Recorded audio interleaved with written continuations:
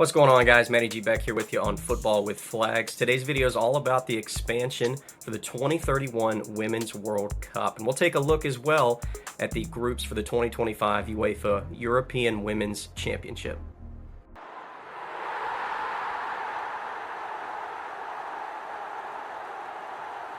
It has been consistent expansion over the last decade or so for the Women's World Cup. Keep in mind that the tournament had only just 16 teams before it expanded to 24 back in 2015. And then from 24 to 32 for the first time just back in 2023, 2 years ago. And now in 2031, we will see the women's field expand from 32 to 48 teams. A really impressive move, especially coming off the fact that the men's game is now expanding to 48 teams, and we'll see that next year. Really exciting that in a 5-year period as well, we'll see a second World Cup on North American soil, this time with 48 teams as well. Certainly one of the more interesting questions yet to be answered is with the expansion from 32 to 48, how competitive will the bottom half of the field be, with maybe a lot more debutantes coming onto the scene. Now, when we saw it go from 24 to 32, we had 8 debutantes in the 2023 World Cup, which included Haiti, Morocco, Panama, the Philippines, Portugal, Zambia, Vietnam, and Ireland. Now, I don't think many people had high hopes for those debutantes in 2023. However, they did put on some really impressive performances and give a good fair share of fights as well, with 4 of the 8 teams getting their first ever victory in the World Cup during the group stage. Portugal helped push the United States to the brink there at the end of the group stage as well, trying to advance. And for Morocco, they would actually wind up getting out of the group with Colombia and bumping out 2-time champion Germany in the group stage. So certainly maybe not what everybody was hoping for from the debutantes, but you can't expect them all to have great successful runs into the knockout stage in their first year, but still some really impressive performances from those nations just 2 years ago. Granted, that was an expansion of just 8 teams. Now we're adding on an extra 16 to the end of that as well, and doubling from when it was 24. I know some people might have speculations in terms of how competitive they think it might be. However, at least for the women's game, I think it's super important in terms of being able to just grow the resources and grow the notoriety and exposure for the women's game with these federations and programs who maybe not had a lot of confidence or a lot of experience with opportunities to try and get to a World Cup beforehand. This allows them a chance to not only start pushing that at the youth level, but with their senior teams now saying, hey, look, in a very short period of time, we could be qualifying for a World Cup with the extra spots that will start to be handed out in different confederations as well. So yes, while maybe at the end product with some of these group stage games, once it comes down to those 48 teams, we could see some thumpings, but in the long run, it still hopefully will be good for the game in terms of its competitive atmosphere across the board, with how many teams now can maybe start to devote more resources to making their national teams much, much better.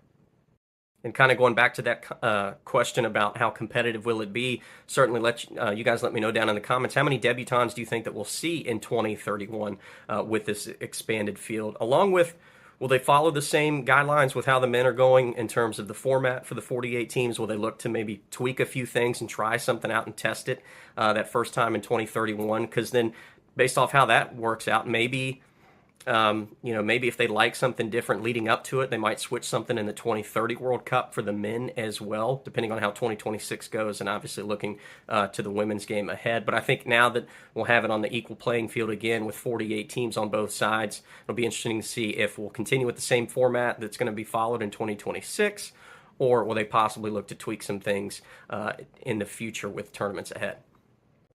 Now, as we talked recently with the expansion of the Women's Olympic Tournament coming up in 2028, I'm very curious to see how they're going to divvy out these extra spots.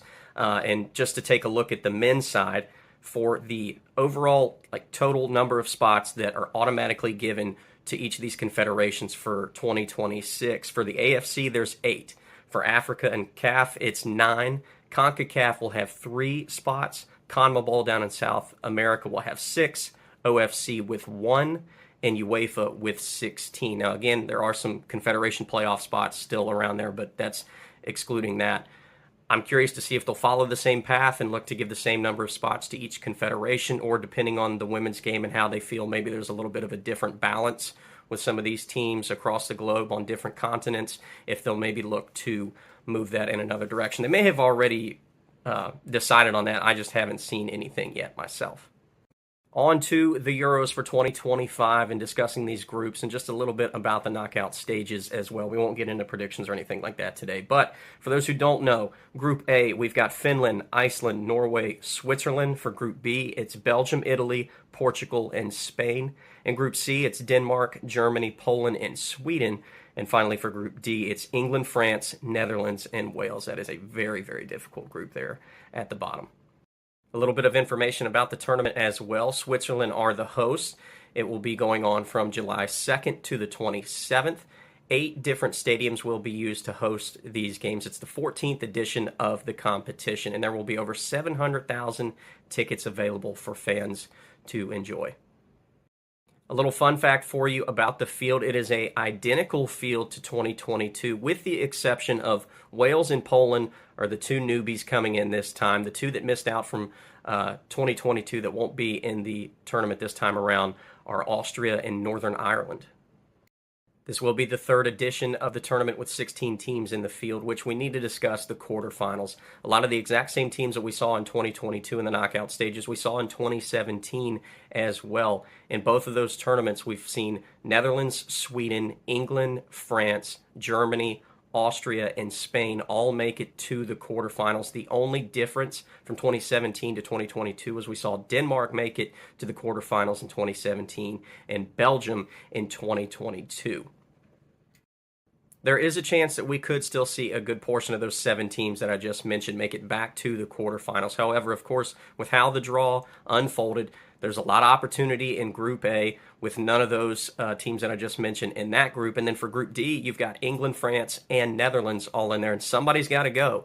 No disrespect to Wales, but I don't see them making it to the quarterfinals, which means for certain at least one of those 3 teams will not make it back to the quarterfinals. Which leads to the final question of the video. Outside of those consistent 7, which teams do you potentially see in the group stage being able to make it to the quarterfinals for the first time, at least under these conditions with 16 teams? I really like this tournament for Switzerland, obviously being the host, and Norway. I think it's anybody's game behind Spain there in Group B. We'll have to wait and see. Obviously, there's still some really tough competition there in Group C. And, of course, Group D, a gauntlet with those 3 powerhouses down there at the bottom as well. We'll hopefully get to predictions down the road, but again, just wanted to get your all's insight in terms of who you think potentially we could see new in the quarterfinals that we've not seen in the last 2 editions. And if anybody has anything for those powerhouses that we've seen be so dominant getting to the knockout stages in the last 2 times. Well, guys, that's all for me today. But again, thank you so much for watching. Make sure you hit that like and subscribe button if you haven't already done so. And please let us know down in the comments as well your thoughts on the expansion for 2031, as well as what we could potentially see upset-wise in the 2025 Women's Euros. Until next time, guys, we'll see you soon. Take care.